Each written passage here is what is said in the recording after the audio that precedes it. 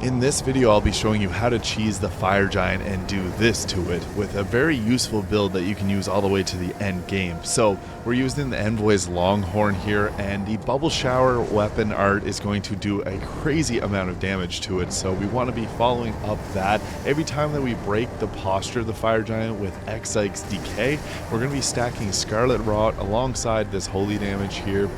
For equipment, you want to bring as much fire resistance as you got, and as you can see there, we broke his posture. This is the perfect time to get a Scarlet Rot attack off because we want to have that tick damage over time. Now I am doing this in New Game +7, so it is extremely difficult, the hardest version of Elden Ring, but the strategies that we use in this can be applied to any playthrough. So we want to be stacking up as much strength and dexterity that we can to hold the weapon, and the rest of our points should be put into faith because we got a lot of really good incantations that we can use. So you do need to have an offhand catalyst to cast these incantations and spells, but it's really just Xy's decay plus this weapon art that will do most of the damage to this boss. Any large boss is damaged heavily by the bubbles, so that be Radon or any of the dragons, they go down really quickly with the strategy. And as you can see, we're pretty much to phase 2 already.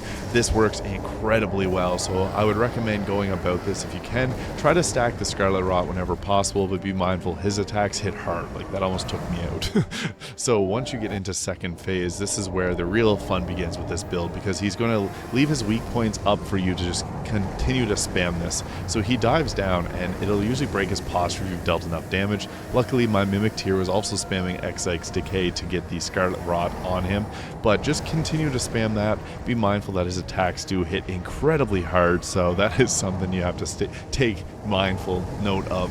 Now, he does do a lot of fire attacks that are pretty large area of effect, so stay out of the way of those. I would recommend the Halig Flame Medallion as Talisman, as that can reduce the fire damage that you'll take from this boss. For the second phase, you can really burst damage him with this, so get up close. Make sure that you do have a high-leveled long envoy horn, as that's going to deal more damage with a weapon art. But that's the easiest way to cheese the fire giant in Elden Ring if you've been struggling. This was New Game +7 for me, and I was struggling, so I'm very happy that the Dude build worked. Thank you so much for watching.